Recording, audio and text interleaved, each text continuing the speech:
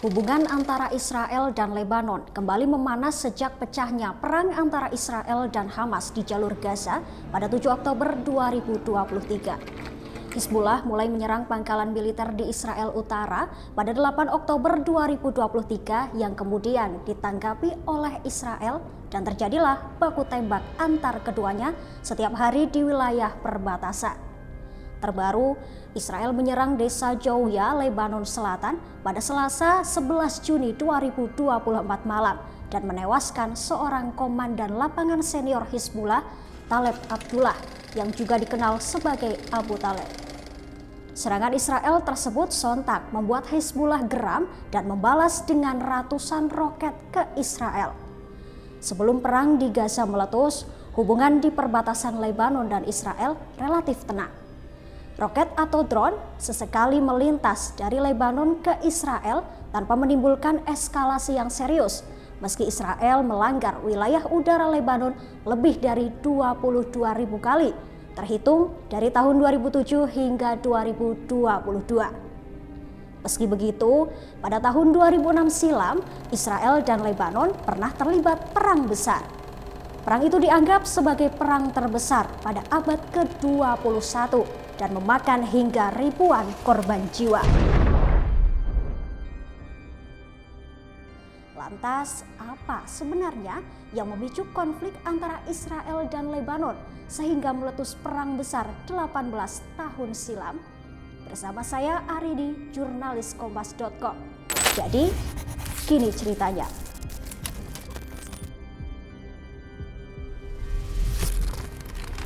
Konflik antara Israel dan Lebanon yang terjadi tahun 2006 adalah serangkaian invasi militer dan bentrokan di Israel Utara dan Lebanon yang melibatkan Hizbullah dan pasukan pertahanan Israel atau IDF. Konflik ini bermula ketika Hizbullah melintasi perbatasan Israel-Lebanon untuk menyergap kendaraan militer Israel yang sedang berpatroli.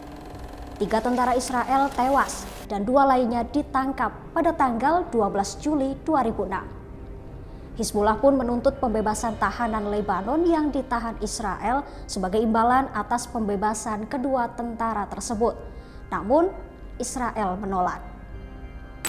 Israel tak tinggal diam.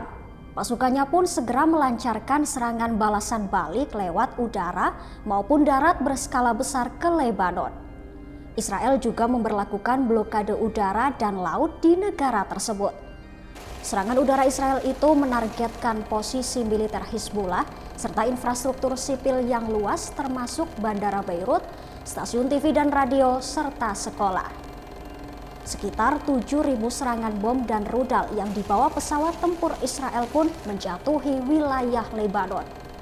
Di momen itu, Perdana Menteri Lebanon Fuad Siniora menyerukan diadakannya gencatan senjata di bawah pengawasan PBB. Sementara, Hizbullah kembali membalas serangan Israel itu dengan menembakkan rudal ke Israel, sebagian besar menggunakan rudal Katyusha, rudal yang pertama kali digunakan oleh Uni Soviet dalam Perang Dunia Kedua. 16 Juli 2006. Roket menghantam depo kereta Haifa, kota-kota Israel Utara seperti Safed, Nazaret, dan Afula yang menyebabkan 8 karyawan Israel Railways tewas. 30 Juli 2006, Israel membalas lagi dengan mengebom desa Kana di Lebanon Selatan. Serangan itu menewaskan sedikitnya 28 warga sipil, 16 diantaranya adalah anak-anak dan 13 orang hilang. Ini adalah kedua kalinya Israel menyerang Kana dan menyebabkan kematian warganya. Nah, gimana nih cerita hari ini? Menegangkan juga ya? Biar nggak ketinggalan cerita-cerita menarik lainnya, jangan lupa like, komen, dan subscribe ya. Kalian mau cerita apa lagi? Komen di bawah ya. Perang antara Israel dan Lebanon yang telah berlangsung selama 18 hari itu menewaskan lebih dari 600 warga sipil Lebanon. Masih di hari yang sama, Israel setuju untuk menghentikan serangan udara selama 48 jam di Lebanon Selatan. Begitu juga dengan Hizbullah yang mengurangi drastis jumlah roket yang mereka luncurkan ke Israel. Israel mengingkari persetujuan tersebut. 1 Agustus 2006, Israel lanjutkan serangan udaranya hingga ke Sungai Litani, 30 km dari perbatasan Israel.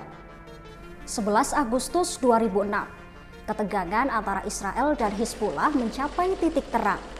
Dewan Keamanan PBB dengan surat bulat menyetujui resolusi Dewan Keamanan 1701 untuk mengakhiri permusuhan. Resolusi itu menyerukan gencatan senjata segera, pengerahan pasukan Lebanon dan penjaga perdamaian PBB ke Lebanon Selatan, penarikan tentara Israel dan Hizbullah dari kedua wilayah, dan pelucutan senjata Hizbullah. Sekretaris Jenderal Hizbullah Hassan Nasrallah mematuhi gencatan senjata dan Kabinet Israel mengesahkan gencatan senjata dengan 24 suara mendukung, tidak ada yang menentang dan 1 suara abstain. Gencatan senjata pun dimulai pada 14 Agustus 2006.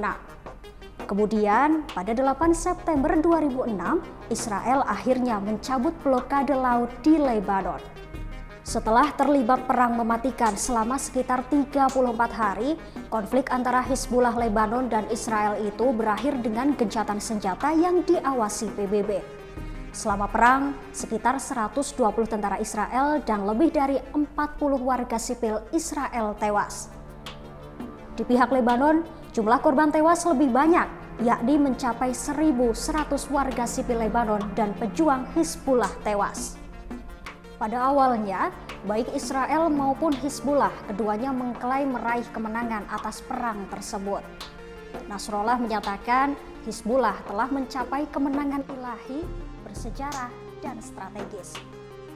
Beberapa pengamat melihat bahwa Hizbullah selamat dari serangan Israel meski adanya keseimbangan kekuatan dari Israel. Akibat perang itu, diperkirakan Lebanon menderita kerugian sebesar 2,8 miliar dolar Amerika Serikat dan kehilangan produksi dan pendapatan tahun 2006 sebesar 2,2 miliar dolar Amerika Serikat. Sama halnya dengan Hizbullah, Israel menyebut perang itu sebagai kegagalan militer karena ketidakmampuan Israel untuk menghancurkan Hizbullah. Perang itu juga diyakini jadi penyebab jatuhnya Perdana Menteri Israel saat itu, Ehud Olmert. Perang tahun 2006 ini terjadi 6 tahun setelah Israel menarik diri dari pendudukan selama 18 tahun di Lebanon Selatan.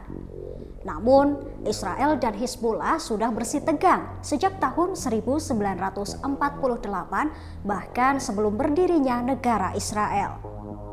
Setelah Israel mendeklarasikan kemerdekaan pada 14 Mei 1948, keesokan harinya Mesir, Suriah, Yordania, Irak, dan Lebanon menyatakan perang terhadap Israel.